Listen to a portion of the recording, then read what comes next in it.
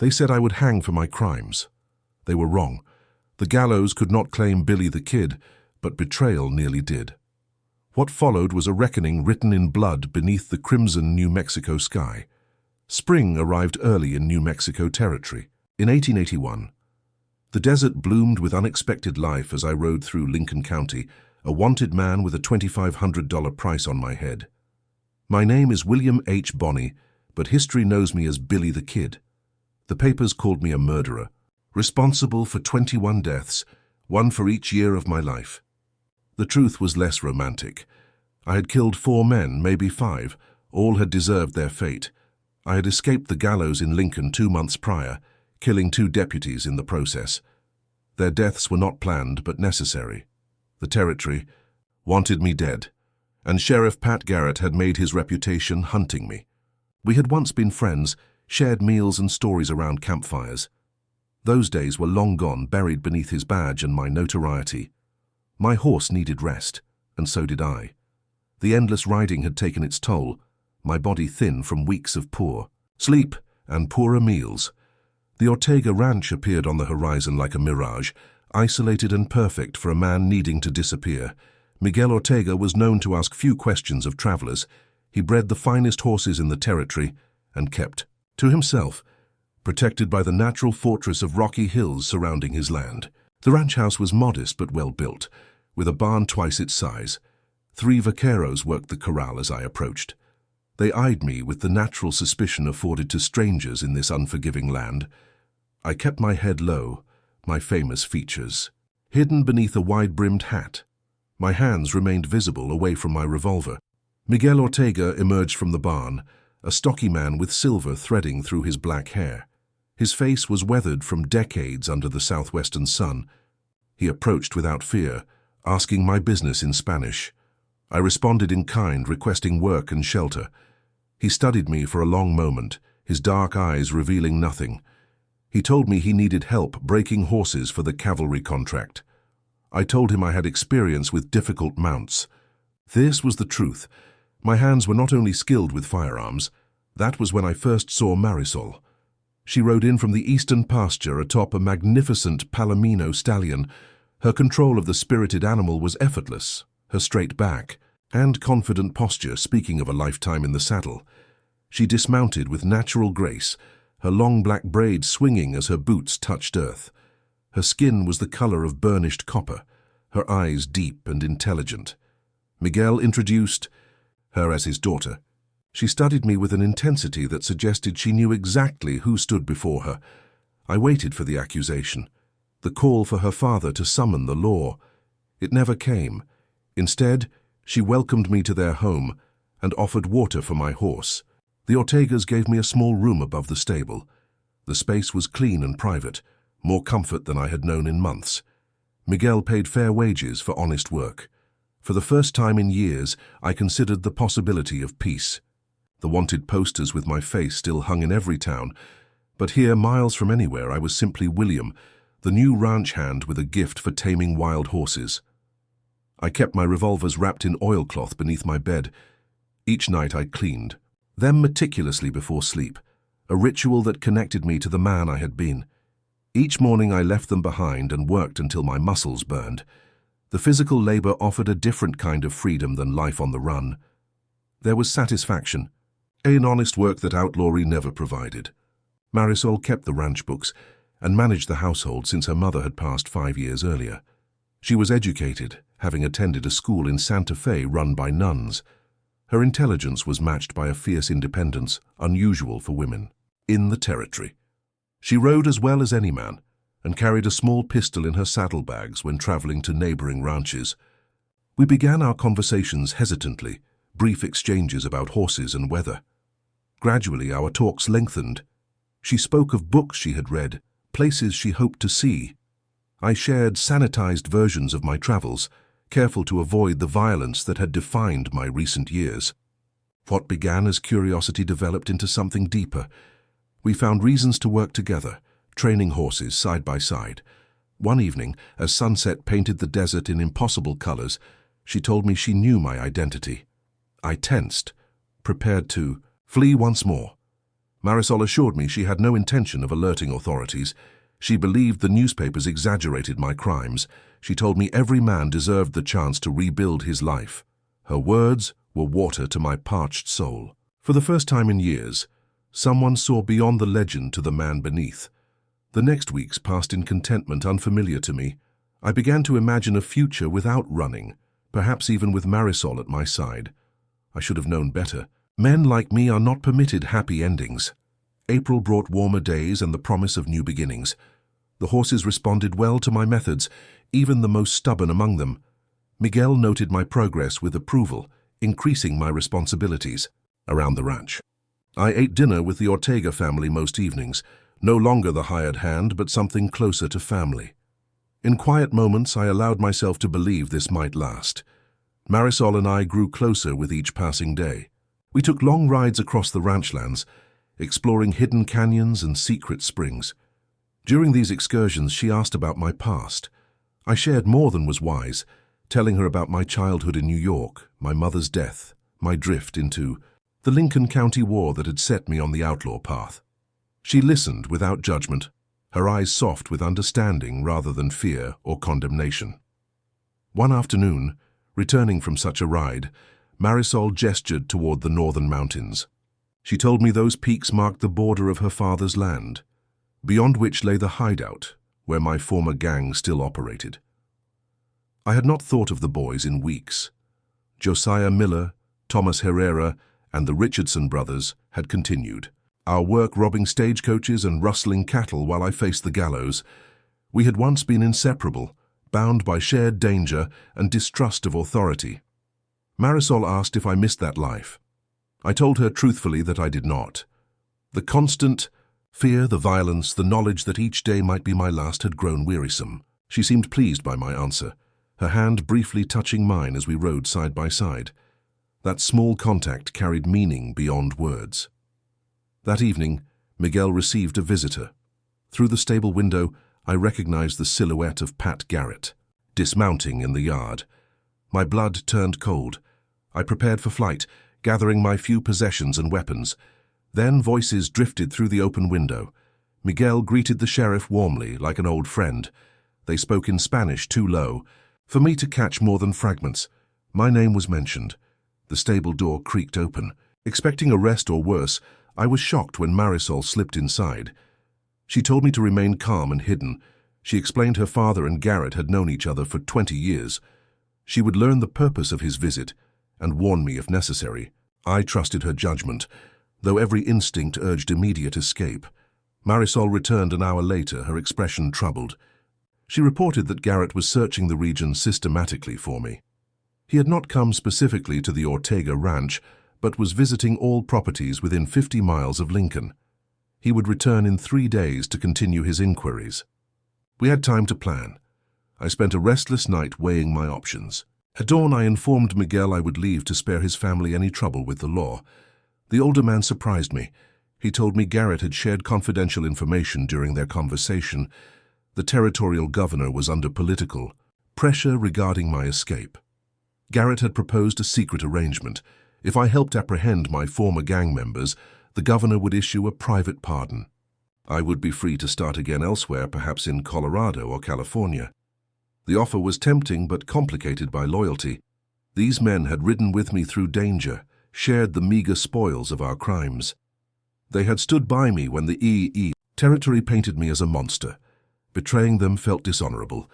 Miguel sensed my hesitation. He reminded me that my gang continued to rob and occasionally kill. Their crimes now reflected on me as their known leader, reinforcing my bloody reputation. I asked for time to consider the proposition.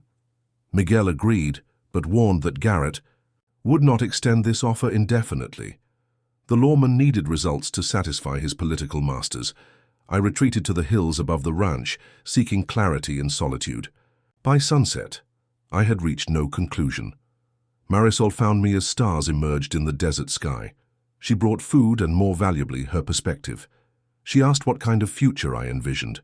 If I remained an outlaw, my life expectancy was short and violent. If I accepted Garrett's offer, a different path might open. She did not pressure me toward either choice, but her presence made the possibility of redemption more tangible. That night we spoke until the moon rose high above us. When words finally failed, she leaned forward and pressed her lips to mine. The contact was brief, but transformative.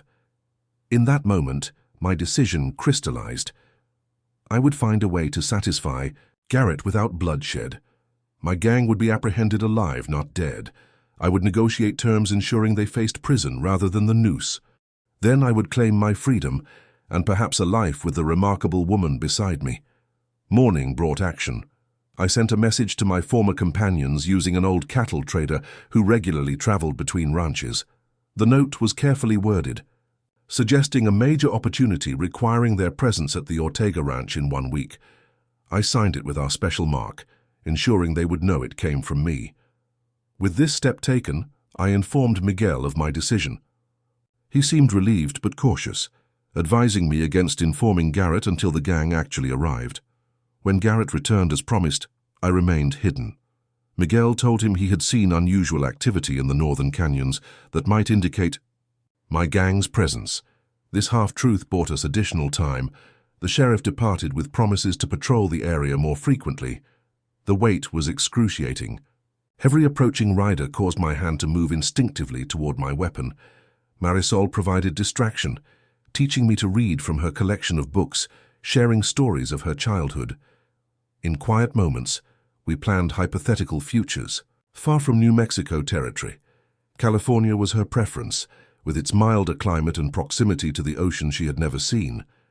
I agreed to anything that made her eyes brighten with hope. 5 days after sending my message, I spotted dust on the horizon. 3 riders approached from the north, their familiar silhouettes confirming my plan had worked. Josiah, Thomas, and the younger Richardson brother Eli had responded to my call. The elder Richardson, Matthew, was notably absent. I met them at the edge of the property, our reunion a mixture of backslaps and suspicious glances. They had questions about my miraculous escape from the gallows and subsequent disappearance. I fed them a story about laying low to avoid increased patrols. They accepted this with minimal skepticism, more interested in the opportunity I had promised. I invented a tale about a gold shipment passing nearby in 2 days.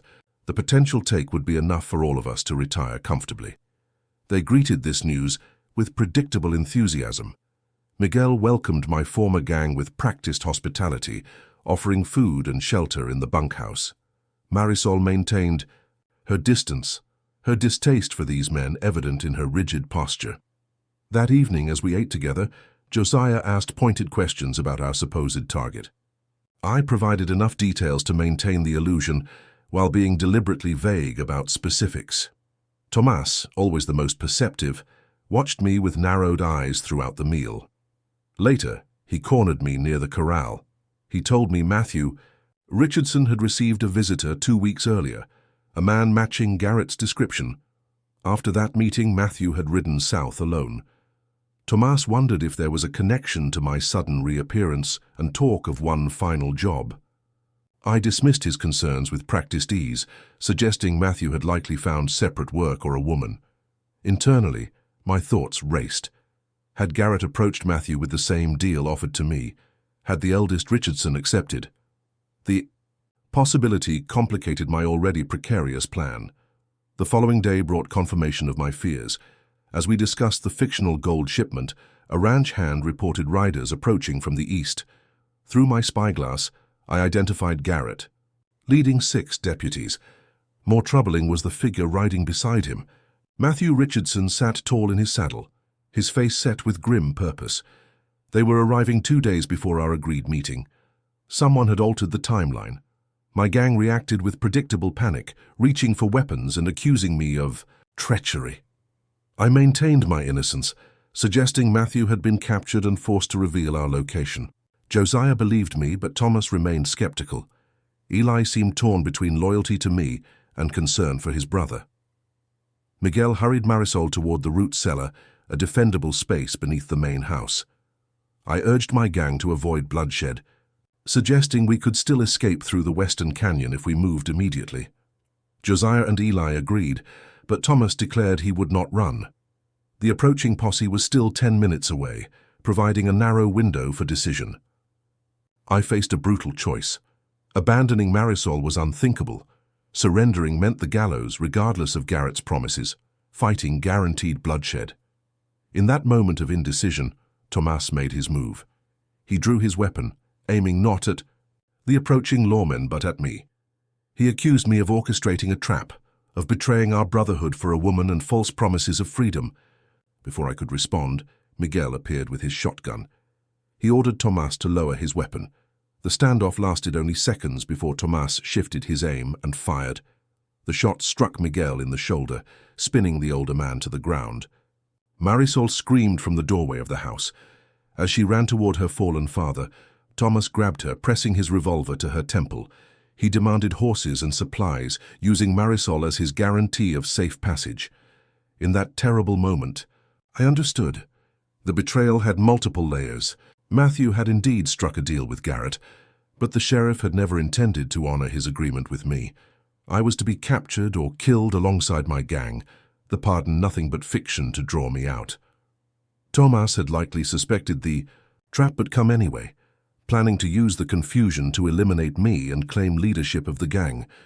As Garrett and his posse crested the final rise toward the ranch, Tomas dragged Marisol toward the stables. Josiah and Eli hesitated, caught between loyalty to their fellow gang member and evident discomfort with taking a hostage. I knelt beside Miguel, assessing his wound. The shotgun lay within reach. Miguel grasped my arm with surprising strength for an injured man.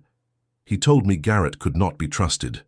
The sheriff had visited again secretly yesterday, revealing his true plan. There would be no pardon, only more graves. Miguel had intended to warn me, but the gang's early arrival had prevented our conversation. Now he urged me to save his daughter and myself. The next moments passed in a blur of motion and decision. I took up the shotgun and ran toward the stable. Behind me, gunfire erupted as Garrett's posse engaged with Josiah and Eli in the yard. I entered the dim interior of the barn to find Tomas forcing Marisol onto a horse. Her eyes widened at my appearance, a mixture of fear and hope. Tomas turned, using Marisol as a shield. He told me I was a fool, that Garrett had promised him the same deal offered to me. He had simply decided to take matters into his own hands, rather than wait for inevitable betrayal. He would use Marisol to guarantee his escape, then release her once safe. I knew this for the lie it was. I lowered the shotgun, suggesting a compromise.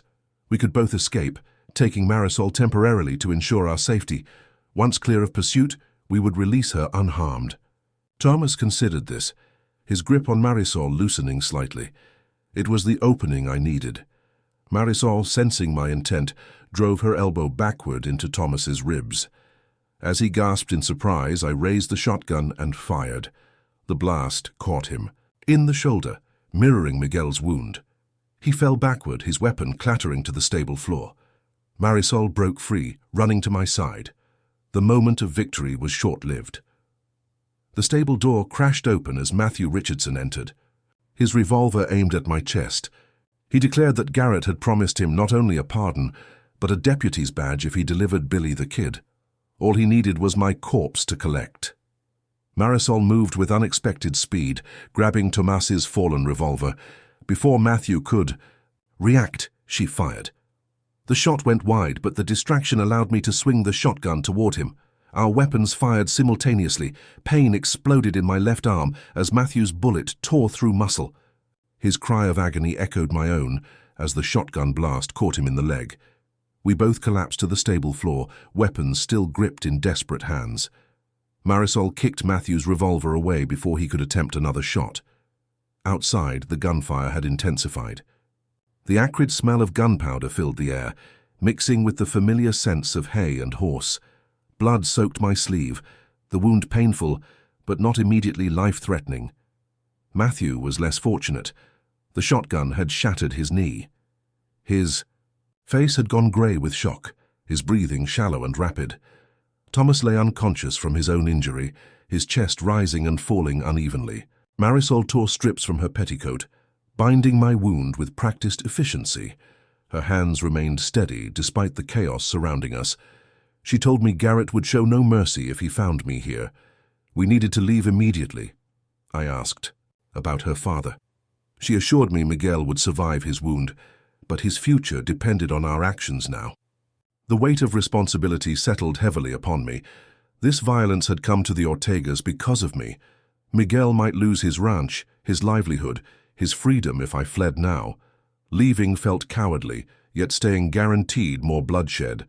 I knew Garrett would kill me rather than risk another escape. The lawman needed my death to secure his reputation and political ambitions. Marisol read my thoughts with uncanny accuracy. She told me her father had prepared for this possibility. A small cabin in the western foothills served as emergency shelter during severe winters. We could hide there while determining our next move. Miguel would claim the gang had forced their way onto his property, taking his daughter hostage. His wound would support this narrative. The plan had merit but felt incomplete. Running solved nothing. Garrett would continue hunting me. The territorial governor would demand results. Miguel and Marisol would remain under suspicion as long as I remained free. A more permanent solution was required, one that ended the cycle of violence and pursuit. I made my decision. I would get Marisol to safety, then implement a plan that would free us all from this trap. The cost would be high, but the alternative was continuing to live as prey. I had tired of being hunted. We took 3 horses, leaving by the rear stable door as the gunfight continued in the front yard. Marisol led us through a narrow arroyo, invisible from the main property, our passage concealed by high rock walls. The sound of gunfire faded behind us, replaced by the rhythmic breathing of our mounts and the crunch of hooves on rocky soil. The cabin proved smaller than expected, a single room built of stone and timber. A stone fireplace dominated one wall, the space otherwise furnished with only a narrow bed, table, and 2 chairs. Supplies were limited but adequate. Dried beans, cornmeal and jerky filled a small cupboard. A stream gurgled 50 yards to the east, providing fresh water. I collapsed onto the bed, the blood loss and exertion taking their toll. Marisol redressed my wound, her touch gentle despite her evident worry. The bullet had passed through cleanly, missing bone and major vessels. With proper care, I would recover full use of my arm. In the meantime, my dominant right hand remained, unaffected. Night fell with no sign of pursuit. We took this as positive evidence that Miguel had successfully directed attention away from our escape route. Still, we lit no fire, eating cold food and speaking in whispers. The darkness wrapped around us like a blanket, simultaneously concealing and isolating. In those quiet hours, I shared my developing plan with Marisol. Its success depended on information only she could provide and actions she would need to take in my absence. The risk was substantial for both of us. She listened without interruption, her expression shifting from surprise to concern to reluctant agreement. When I finished, she added refinements that improved our chances significantly. Her intelligence continued to impress me. Sleep came in brief, troubled intervals. Dreams of gallows and gunfire woke me repeatedly, each time finding Marisol watching over me with worried eyes. By dawn, my fever had broken, the wound already beginning to heal. The resilience of youth served me well, as it had through previous injuries. Marisol left at first light, taking 2 horses and following a circuitous path back to the ranch. Her role was crucial. She would assess the situation, deliver a coded message to her father, and gather necessary supplies. Most importantly, she would spread specific information where Garrett would be certain to hear it. The foundation of my revenge depended on the sheriff believing exactly what we wanted him to believe. Alone in the cabin, I examined my life with unusual clarity. 21.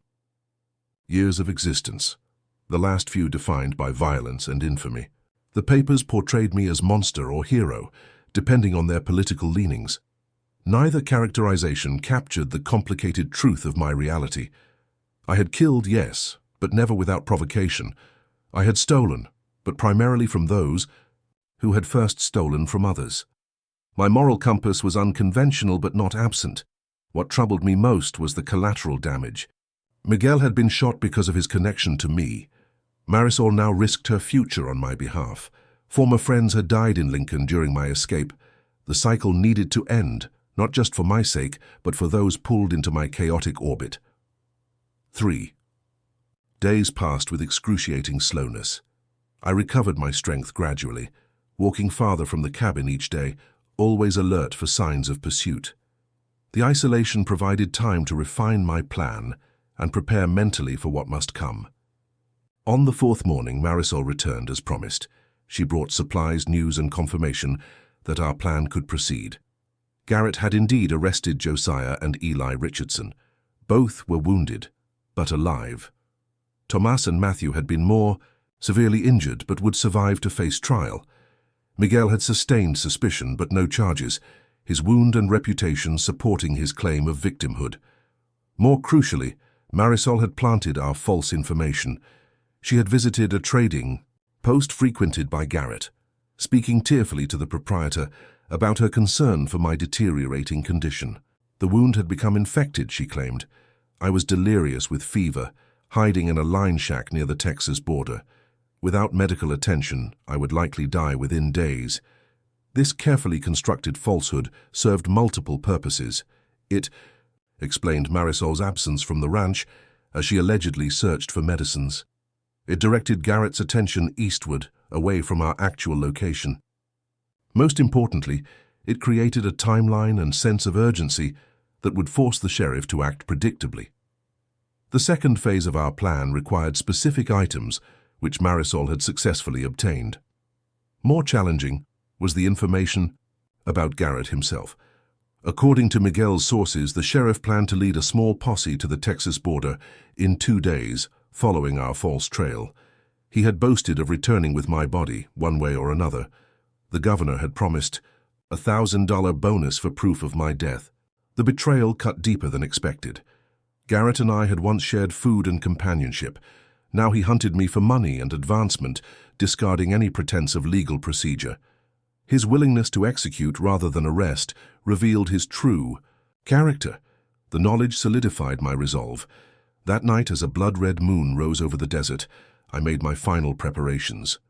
Marisol watched with evident worry, but offered no objections. She understood, as I did, that half measures would only prolong our predicament. When dawn came, I would ride toward a confrontation that would end with either my death or my freedom. There was no middle ground remaining. Revenge planning. The cabin became my war room, the small table covered with maps and notes. Every detail required careful consideration. Timing, location, approach, and escape all needed precise planning. The margin for error was non-existent. Garrett was experienced, cautious, and traveled with deputies equally committed to my capture. My primary advantage was information. Thanks to Marisol and her father, I knew Garrett's intended route and timeline. He would depart Lincoln the following morning with 4 deputies, traveling east toward the Texas border. Their path would take them through Rattlesnake Canyon, a narrow passage between towering rock walls. This location offered the perfect setting for my purposes. Rattlesnake Canyon had featured in my outlaw career before. 2 years earlier, my gang had ambushed a stagecoach carrying payroll at that exact location. The canyon walls created a natural funnel, forcing travelers along a predictable path. More importantly, the surrounding ridges provided multiple vantage points for observation and, if necessary, defense. My plan was not a typical ambush. I had no intention of murdering Garrett or his deputies, despite the justice such actions might represent. Additional bloodshed would only perpetuate the cycle of violence. Instead, I aimed to create circumstances that would convince the world of my death, while actually securing my freedom. The planning required multiple contingencies. First, I needed to reach the canyon ahead of Garrett and establish my position. This necessitated a hard ride through difficult terrain, challenging with my injured arm, but not impossible. Second, I needed to create a convincing scene that would satisfy even a suspicious lawman. The items Marisol had brought were essential for this deception. Third, I needed an escape route that could not be followed, even by experienced trackers. Marisol contributed valuable insights based on her intimate knowledge of the territory. She identified a series of underground springs west of the canyon that created patches of solid rock where hoofprints would not register. Following these formations would allow me to travel significant distance without leaving tracks.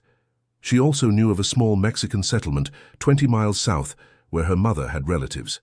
They would provide temporary shelter without questions. The most crucial element was the timing.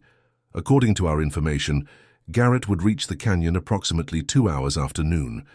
The sun would be positioned to create maximum glare at the canyon's eastern entrance, temporarily blinding riders entering from that direction.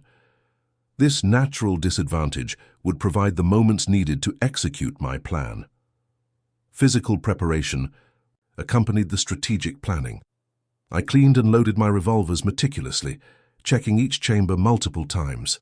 My rifle received similar attention. Marisol had brought additional ammunition, which I distributed carefully between various pockets for easy access. A Bowie knife completed my armament, secured in a sheath at my belt. Food and water for 3 days went into my saddlebags, along with basic medical supplies. I would carry no unnecessary weight. Speed and maneuverability would prove more valuable than comfort. The horse Marisol had brought was her father's prized Palomino stallion, a mount with both speed and endurance. Miguel had insisted I take his finest animal, a gift that demonstrated his commitment to our success. The most troubling aspect of my planning was Marisol herself. She insisted on accompanying me to the canyon, arguing that her presence was essential for several phases of the plan. Her logic was sound, but the danger was undeniable. Garrett might recognize her, connecting her to the Ortega ranch and subsequently to me. Worse, she could be injured or killed if the confrontation devolved into violence.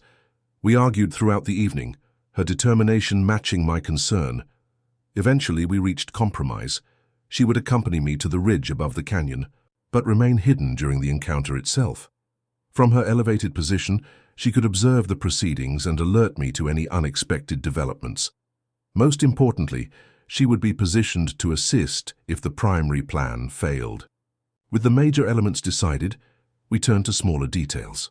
Clothing in muted colors that blended with the landscape, scarves to cover our faces against both dust and recognition, the exact timing of our departure to ensure arrival well before. Garrett. The specific ridge positions that offered maximum visibility with minimum exposure. As midnight approached, we reviewed the plan once more. The blood moon hung low in the sky, casting an ominous red glow through the cabin window. Such lunar displays were considered bad omens by many in the territory. For us, it represented the end of one life and the beginning of another. If successful, Billy the Kid would die tomorrow, allowing William Bonney to live. Sleep proved elusive. Despite physical exhaustion, my mind continued generating scenarios and contingencies. What if Garrett changed his route? What if he brought more men than anticipated? What if our information was deliberately false, designed to lure me into a trap? Each concern required consideration and countermeasures. Marisol slept fitfully beside me on the narrow bed, her breathing occasionally catching as dreams disturbed her rest. Her presence provided both comfort and motivation. The future we had cautiously discussed during quieter times now depended on tomorrow's outcome. California beaches and peaceful anonymity remained possible, but not guaranteed. Dawn arrived with unnatural swiftness. We prepared in the grey light of early morning, movements efficient after hours of planning. The Palomino accepted my weight without complaint, standing steady as I adjusted the saddle despite my injured arm. Marisol mounted her own horse, dappled mare chosen for sure-footedness rather than speed. We rode in silence, taking indirect paths that utilized natural features to conceal our passage. The desert landscape awakened around us, lizards scurrying from beneath rocks, birds of prey circling in the warming air. The familiar terrain felt different today, charged with purpose and possibility. Rattlesnake Canyon appeared on the horizon after 3 hours of steady riding. The distinctive rock formations resembled a serpent from certain angles, giving the location its name. We approached from the west, using a game trail that wound through sparse vegetation toward the elevated ridges. The canyon itself stretched approximately half a mile, its narrowest point about 100 yards from the eastern entrance. Rocky outcroppings punctuated both walls, creating natural barriers and potential cover. The trail through the canyon floor was well worn from years of use by travelers seeking to avoid the longer route around the formation. We secured our horses in a small box canyon 300 yards from our chosen observation point. The animals had water and shade, essential in the increasing heat. From there, we proceeded on foot, carrying only what was necessary for the plan's execution. The ridge provided an excellent vantage point, allowing clear views of both canyon entrances and the trail between. We settled into position, using a natural depression behind a large boulder for concealment. The waiting began, the most challenging aspect of any ambush or confrontation. Marisol distributed food from her small pack, bread and dried meat, that tasted of dust and anticipation. We ate mechanically, more from necessity than hunger. Conversation remained minimal, both of us focusing on the eastern horizon for any sign of approaching riders. As the hours passed, I reviewed each element of my plan once more. The key components waited in my saddlebags, ready for deployment when the moment arrived. My weapons were loaded and accessible. Escape routes had been memorized. All that remained was the execution. The sun reached its zenith and began its western descent. The expected time of Garrett's arrival approached with inexorable certainty. Marisol touched my arm, drawing my attention to a distant dust cloud to the east. Riders approached, moving at a steady pace rather than rushing. Their confidence was evident even at distance. They believed they pursued a dying man. I moved to a position directly above the narrowest section of the canyon. Marisol remained at our observation post, a small mirror in her hand to signal if necessary. We had agreed on simple codes. 1 flash meant proceed as planned. 2 flashes indicated unexpected complications. 3 flashes served as urgent warning to abort and escape immediately. The riders came into clear view as they approached the canyon entrance. Garrett led the group, his distinctive hat and posture unmistakable even at distance. 4 deputies followed as expected, all armed with rifles and sidearms. Their horses moved at a walk, conserving energy in the afternoon heat. They showed no sign of suspecting an ambush, their vigilance focused forward rather than above. The moment had arrived. I removed the prepared items from my saddlebags and moved into position. Everything now depended on timing, accuracy, and a measure of theatrical skill not typically associated with outlaws. The plan began with a fundamental truth. Pat Garrett needed to believe he had killed Billy the Kid. I intended to give him exactly that. The revenge. The sun positioned itself perfectly as Garrett and his posse entered the eastern mouth of Rattlesnake Canyon. The glare would hit their eyes directly, temporarily limiting visibility.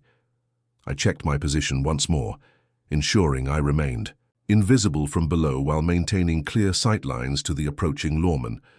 The weight of my revolvers at my hips provided familiar comfort. The first phase required patience. Garrett needed to advance to the precise position I had selected, marked by a distinctive rock formation resembling a church steeple. The acoustics at that point were unique, creating echoes that would confuse the source of sounds. This natural phenomenon had saved me during previous encounters in this canyon. When the posse reached the marker, I initiated my plan. I fired a single shot into the air, the report echoing dramatically between the canyon walls. The lawmen reacted instantly, weapons drawn as they scanned for the source. A second shot, deliberately wide, sent them diving for cover behind rocks and their nervous horses. Garrett shouted orders, directing 2 deputies to the southern wall while he and the others maintained position. Their movements were professional and practiced. These were experienced men who had faced gunfire before. The challenge would be greater than anticipated. The next phase required precise timing. From my saddlebag, I removed the item Marisol had obtained from her father's ranch. A revolver identical to my own, with matching grips and barrel length. The weapon represented the most crucial element of my deception. I positioned myself behind a boulder that offered protection while allowing my hat to remain visible. From below, it would appear as a man taking cover. I placed the spare revolver beside a small leather pouch containing pig blood, another item Marisol had procured. The thick red liquid would provide the final, convincing detail. Garrett called out, "My name," his voice carrying clearly in the canyon. He offered surrender terms, promising fair treatment if I laid down my weapons. The familiar lies felt almost comforting in their predictability. I responded with another shot, deliberately striking Rock near the sheriff without endangering him. The message was clear. Negotiations were not an option. The deputies returned fire, bullets striking harmlessly around my position. I waited until they paused to reload, then implemented the next phase. I positioned my hat carefully on a small branch, making it visible above the boulder. The lawmen would recognize the distinctive headwear, drawing their attention and fire. Their reaction was immediate and violent. All 5 men fired at the hat, the fusillade destroying the branch and sending the bullet-riddled hat tumbling down the canyon wall. In that moment of focused attention, I moved swiftly to a second position 20 yards west. From this new vantage point, I had clear sightlines to both Garrett and my previous location. Marisol flashed her mirror once from the observation post. The signal confirmed all members of the posse remained focused on the hat and original boulder. None had noticed my movement. The plan proceeded as intended. I fired 2 more shots toward Garrett, deliberately missing but coming close enough to maintain his focus on my former position. The sheriff directed concentrated fire at the boulder, ordering his deputies to approach from both sides. Their movements were cautious but determined. They believed they had me cornered. The crucial moment approached. I removed my shirt, wincing as the movement pulled at my healing wound. Using the pig blood, I soaked the fabric thoroughly, creating a convincing approximation of a fatal injury. The spare revolver and bloody shirt were now prepared for discovery. As the deputies closed in on the empty position, I enacted the most dangerous phase of my plan. I stood partially exposed, firing a final shot toward Garrett before clutching my chest dramatically and falling backward out of sight. The performance needed to be visible just long enough to register, but brief enough to prevent accurate return. Fire! Pain exploded in my side as I completed the maneuver. One of the deputies had managed a lucky shot, the bullet grazing my ribs before continuing into the rock wall. The wound was superficial but painful, blood seeping through my undershirt. The unexpected injury added unplanned authenticity to my deception.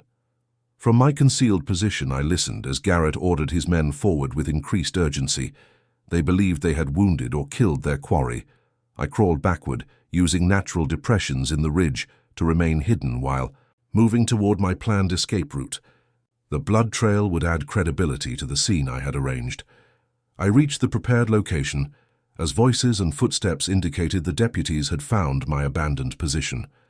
I quickly placed the blood-soaked shirt draped over a rocky outcropping, positioned the spare revolver nearby with 1 round fired, and added final touches using my actual blood. The scene suggested a mortally wounded man had attempted to continue fleeing before succumbing to his injuries. Garrett's voice carried clearly as he examined the scene. He declared confidently that Billy the Kid was dead, his body having fallen into a deep crevice visible nearby. The narrow fissure descended at least 60 feet into darkness, making recovery of the corpse difficult and dangerous. The bloody shirt, recognizable weapon, and distinctive hat would serve as sufficient evidence of my demise. One deputy suggested descending to retrieve the body. Garrett dismissed this idea, citing the hazardous conditions and approaching darkness. The territorial governor would accept the circumstantial evidence, particularly when presented by a lawman of Garrett's reputation. They would report the successful conclusion of their manhunt and return to Lincoln immediately. I remained motionless as the lawmen collected my shirt and spare revolver as trophies. Their voices faded as they retreated toward the canyon entrance, satisfaction evident in their tones. Garrett had achieved his ambition. Billy the Kid was officially dead. I waited an additional 30 minutes before moving, ensuring the posse had truly departed. My side throbbed where the bullet had grazed me, but the wound was not serious. More concerning was the blood loss from my theatrical performance. Lightheadedness suggested I needed to bind the injury before attempting the difficult journey ahead. Marisol appeared silently beside me, her face tight with concern. She had witnessed my actual injury and came prepared with bandages from our supplies. Her efficient hands cleaned and bound the wound, her touch gentle despite the urgency of our situation. She reported that Garrett and his men had indeed departed eastward, likely heading directly to Lincoln to announce their success. We retrieved our horses and began the careful journey south, following the route we had established during planning. The rock formations Marisol had identified proved effective at concealing our tracks. We traveled without speaking, conserving energy and remaining alert for any sign of pursuit. The blood moon would rise again tonight, watching over our escape as it had presided over Billy the Kid's death. Hours passed as we navigated increasingly unfamiliar territory. The Mexican settlement Marisol had mentioned appeared as darkness fully descended, its few lights gleaming like earthbound stars.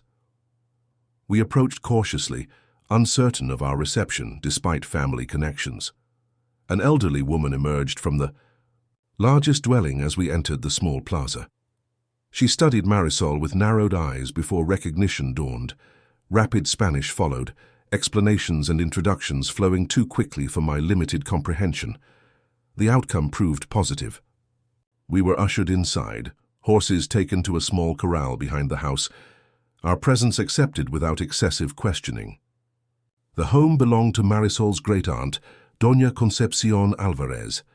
The dignified matriarch offered food, medical attention, and sanctuary without demanding detailed explanations. She recognized me despite my disheveled appearance, but showed no fear or judgment. Her concern focused entirely on Marisol's welfare and my injuries. That night we slept in a small back room, exhaustion overcoming discomfort. My side had been properly cleaned and bandaged by Doña Concepcion, who possessed considerable medical knowledge. The wound would heal cleanly with proper care. More importantly, we had successfully executed the most challenging portion of our plan. Billy the Kid was dead. The question remaining was who I would become in his absence. Morning brought news from a trader passing through the settlement. Lincoln buzzed with excitement over Garrett's triumphant return.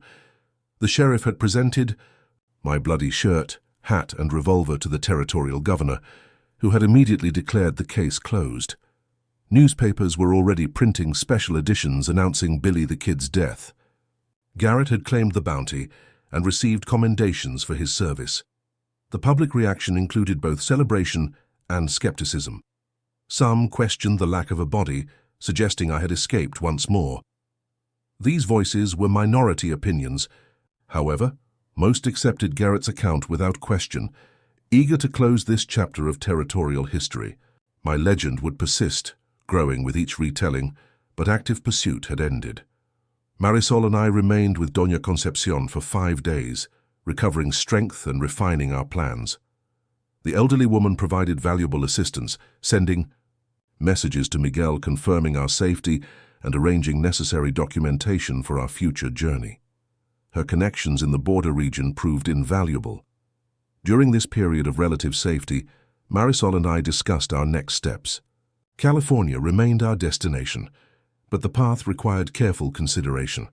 Direct routes would pass through populated areas where recognition remained possible despite my reported death. Alternative paths through Texas or Arizona offered greater anonymity but increased physical challenges. We decided on a compromise. We would travel south into Mexico, following established trade routes to the Pacific coast. From there, we would journey north into California, entering the state at San Diego. The journey would take months rather than weeks, but offered the greatest chance of success. Doña Concepcion provided final assistance in the form of new identities. Through her connections with the church, she obtained documents identifying us as Juan and Elena Vasquez, recently married and traveling to family in California. The simple papers would survive casual inspection, sufficient for our purposes. On the 6th morning, we departed at dawn with fresh horses and supplies. Marisol embraced her great-aunt with tears, understanding they might never meet again. The elderly woman blessed us both, extracting promises of letters once we settled safely. Her kindness without judgment represented humanity at its finest. We crossed into Mexico that afternoon, the border marked only by a small river easily forded. The moment carried profound significance. As we reached the southern bank, William Bonney truly died alongside Billy the Kid. Juan Vasquez emerged in his place, a man with no history but considerable future potential. Our journey continued southward, each mile increasing the distance between ourselves and my former identity. Villages and towns passed without incident, our unremarkable appearance drawing minimal attention. Occasionally, travelers would mention the famous outlaw Billy the Kid, now deceased according to newspaper accounts. I listened to these stories with detached amusement, hearing my exploits grow more elaborate with each retelling. The greatest challenge came 3 weeks into our journey. While passing through a substantial town near Chihuahua, we encountered a merchant from New Mexico who had visited the Ortega Ranch. He studied Marisol with uncomfortable intensity, clearly trying to place her face. The moment stretched dangerously before he shrugged and continued his business. We departed immediately, altering our route to avoid similar encounters. As weeks became months, the tension gradually eased. My wounds healed completely, leaving only scars as reminders of my former life. Marisol and I grew closer through shared challenges and quiet moments on the trail. The pretense of marriage became increasingly unnecessary as genuine feelings developed and deepened. We reached the Pacific coast as summer heat intensified. The ocean stretched endlessly before us, its vastness humbling after months traversing. Desert and mountain terrain. Marisol wept at her first sight of the water, overcome by both the beauty and the realization that our journey neared its final phase. The coastal route northward proved easier than our previous travels. Settlements appeared more frequently, offering regular rest and resupply opportunities. Maritime trade created a diverse population accustomed to strangers.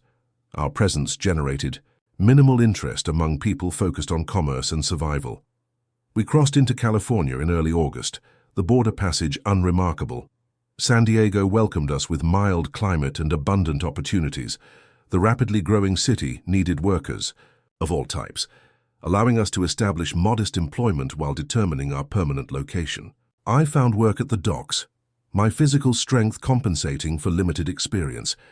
Marisol secured a position teaching Spanish to merchants' children, her education finally finding practical application. 1 month after our arrival, we received a letter forwarded through elaborate channels from Miguel Ortega.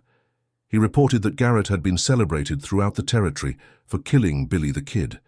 The sheriff had leveraged his fame into political advancement, securing appointment as territorial commissioner. Miguel himself had recovered fully from his wound and restored the ranch to normal operations. Most significantly, Miguel included newspapers documenting my funeral. Garrett had arranged a symbolic burial, an empty coffin interred with official ceremony. The territorial governor had attended, declaring justice served and the region safer for law-abiding citizens. My death had been formalized with appropriate documentation, creating official records to match the public narrative. The letter concluded with Miguel's blessing for our future and promise of financial support once we established permanent residence. His generosity continued to humble me, representing a faith in redemption I struggled to accept. Marisol read this passage with tears, her love for her father evident in every reaction. With this final confirmation, we allowed ourselves to truly believe in our new lives. Juan and Elena Vasquez rented a small house near the growing commercial district. We married properly in the local church, the ceremony simple but meaningful. The few attendees knew nothing of our history, accepting us as ordinary newcomers seeking opportunity in the developing state. Billy the Kid was dead, his legend secured in dime novels and newspaper accounts. William Bonney had likewise vanished, his potential unrealized. Juan Vasquez looked toward the future with hope and determination, his past both burden and foundation for what would follow. Epilogue: 1 year passed since the blood moon witnessed Billy the Kid's death in Rattlesnake Canyon. San Diego had become home, our small house expanded to accommodate growing prosperity. I had progressed from dock worker to assistant harbor master, my organizational abilities and mathematics skills proving unexpectedly valuable. Marisol taught at a proper school now, her natural talent for education recognized and rewarded. We received occasional news from New Mexico territory through carefully arranged channels. Garrett had indeed risen politically, eventually securing election as sheriff of Donna Ana County. His reputation remained inextricably linked to killing Billy the Kid, a story that grew more dramatic with each retelling. In some versions, we had exchanged dozens of shots in a running battle through the canyon. In others, he had tracked me alone for weeks before our final confrontation. The truth seemed irrelevant compared to the compelling narrative. Miguel visited once, traveling under an assumed name to maintain our security. The reunion brought joy and healing, particularly for Marisol. He reported that the Richardson brothers and Tomas Herrera had received prison sentences rather than hanging, their testimony against their deceased leader earning judicial mercy. They would serve 20 years each, justice of a sort for their various crimes. More personally, I had adapted to anonymity with surprising ease. The constant vigilance of my outlaw years had faded gradually, replaced by ordinary concerns about business, home, and family. Occasional nightmares remained, memories of violence and pursuit intruding on peaceful sleep. Marisol would wake me gently during these episodes, her presence grounding me in our new reality. The most significant development came with Marisol's pregnancy, confirmed by a doctor in early spring. The child would arrive in late autumn, a new generation with no connection to Billy the Kid or the violence of the New Mexico territory. This innocent life represented the ultimate redemption, a future untainted by my past mistakes. We received newspapers from Lincoln County occasionally, keeping informed about territorial developments. One such paper arrived 6 months after our departure from New Mexico, containing an unexpected article. A young man had been arrested near White Oaks, claiming to be Billy the Kid. He insisted Garrett had killed someone else in Rattlesnake Canyon, providing enough accurate details to create brief controversy. The imposter was eventually exposed as a drifter named Thomas Wilson, seeking notoriety through false identity. Garrett personally interviewed the man, declaring him a fraud based on physical discrepancies and ignorance of specific details only the real Billy the Kid would know. Wilson received 6 months in jail for his deception and faded into deserved obscurity. This incident provided final confirmation of our success. Even deliberate attempts to question my death met with dismissal and ridicule. Billy the Kid had become historical rather than fugitive, a character in stories rather than a man pursued by law. The freedom this finality provided was immeasurable.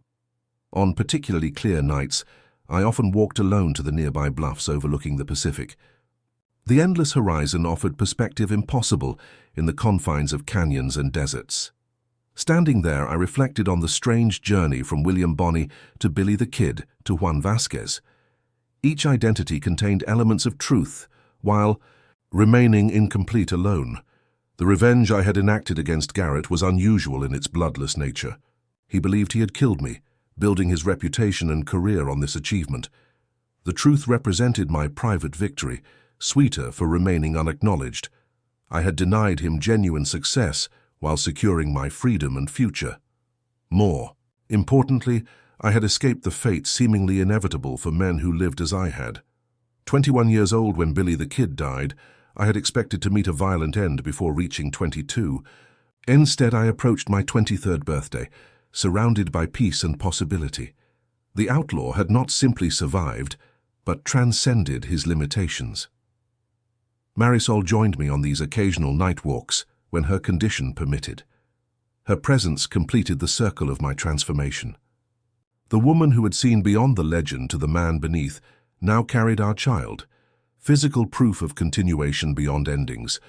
Her faith in my capacity for change had proven justified against considerable evidence to the contrary. The newspapers continued publishing stories about Billy the Kid, most increasingly exaggerated. My alleged 21 kills grew to 30, then 40 in some accounts. Fictional adventures replaced actual crimes, creating an immortal Western character, disconnected from historical reality. I collected these stories with amused detachment, recognizing their inherent absurdity while acknowledging the small kernels of truth buried within exaggeration. The most accurate account came from an unexpected source.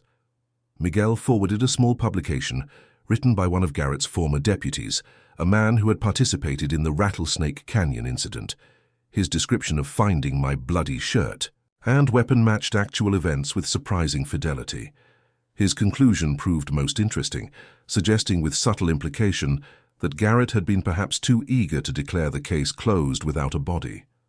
This deputy, whose name I deliberately avoided memorizing, received little attention compared to Garrett's official narrative. His doubts remained footnotes to accepted history. This suited my purposes perfectly.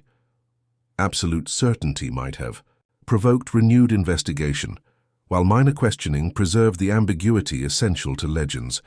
Our child was born as autumn painted the California landscape in subdued colors.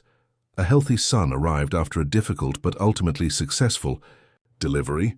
We named him Miguel William Vasquez, honoring both his grandfather and a father who no longer existed except in memory. The infant knew nothing of revolvers, posses, or blood moons. His future stretched before him unburdened by my past. Holding my son in those first quiet moments, I experienced clarity previously unimaginable. The cycle had truly broken. The violence that had defined and nearly consumed my existence would not touch this innocent life. My revenge against Garrett, against the system that had pursued me, found completion not in his deception, but in my son's opportunity for a different path. Marisol watched us with tired satisfaction. Her own journey from ranch daughter to fugitive, companion to respected teacher and mother, equally transformative. We had escaped not merely pursuit, but the limitations of our original circumstances. California offered possibilities unavailable in the territories, education and advancement relatively unconstrained by background. As our son grew from infant to toddler, my thoughts occasionally returned to those final moments in Rattlesnake Canyon. The performance that convinced Garrett of my death had required minimal theatrical skill. The sheriff had seen what he expected and needed to see. His ambition and preconceptions created the perfect environment for deception. This understanding proved valuable in our new lives. People generally perceived what aligned with their expectations rather than objective reality. Juan Vasquez registered as respectable, hard-working, and unremarkable because he presented himself accordingly. The gunfighter remained buried beneath layers of ordinary behavior and domestic responsibility. We received word of Garrett's continued political rise 3 years after establishing our California home.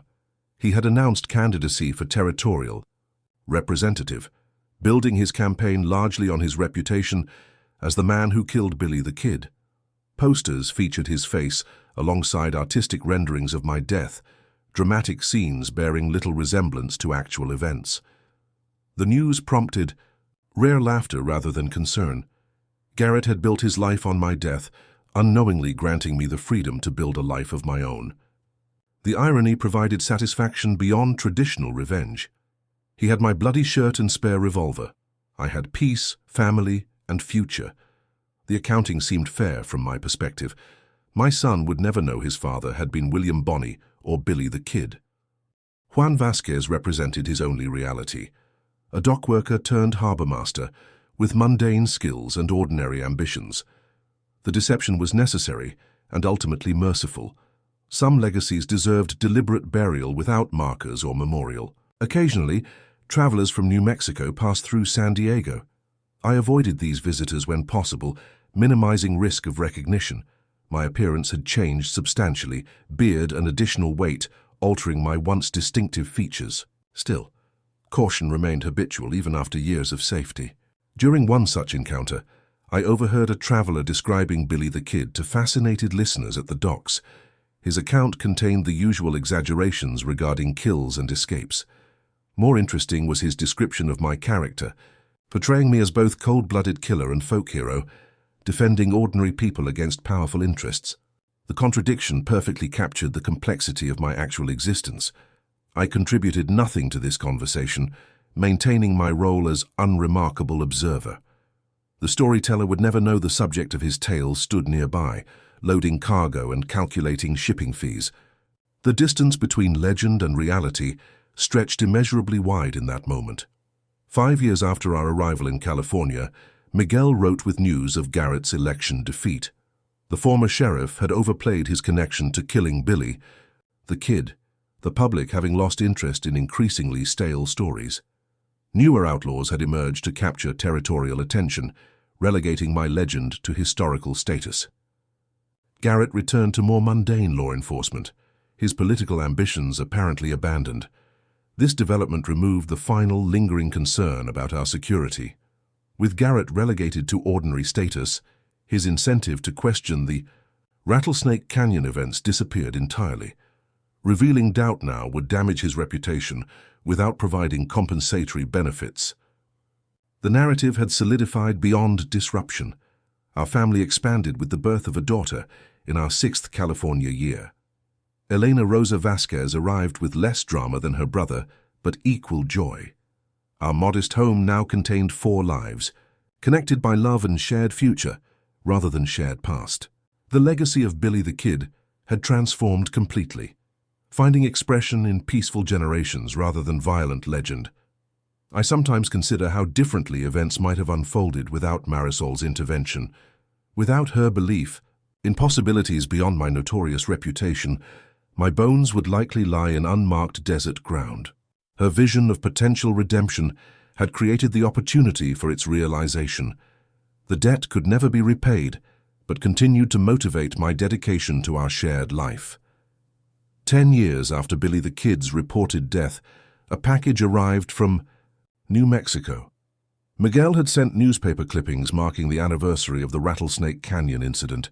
Garrett had given interviews recounting his most famous achievement, the details now polished to narrative perfection through repetition.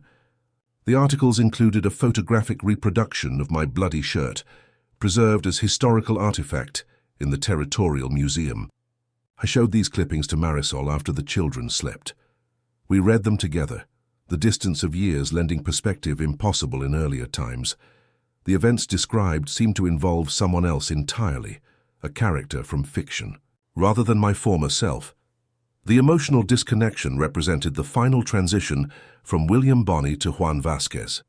That night, beneath a full moon thankfully devoid of blood-red coloration, I burned the newspaper clippings in our small garden. The flames consumed Garrett's account of my death, the ashes scattering in the gentle California breeze. No marker identified the location where Billy the Kid truly died, not in Rattlesnake Canyon, but in the heart and mind of the man who had carried that identity. Juan Vasquez returned inside to his sleeping family, closing the door on both past and legend, with quiet finality. The revenge was complete, its true nature understood only by the man who had orchestrated it and the woman who had made it possible. We had created the most meaningful victory possible.